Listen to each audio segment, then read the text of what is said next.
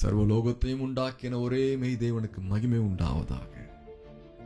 அந்த ஒரே தேவனுடைய குமாரனாகிய கர்த்தராகிய இயேசு கிறிஸ்துவுக்கு மகிமை உண்டாவதாக.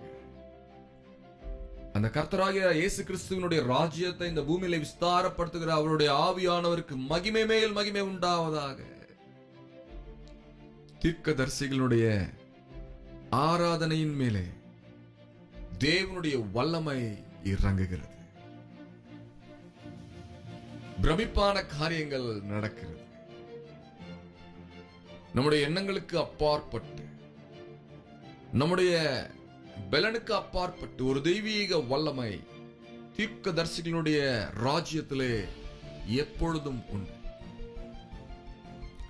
எனக்கு பிரியமான தேவனுடைய தீர்க்க தரிசன மாணவர்களே, மாணவிகளே, தீர்க்கதரிசிகளே, தீர்க்கதரிசிகளின் புத்திரர்களே,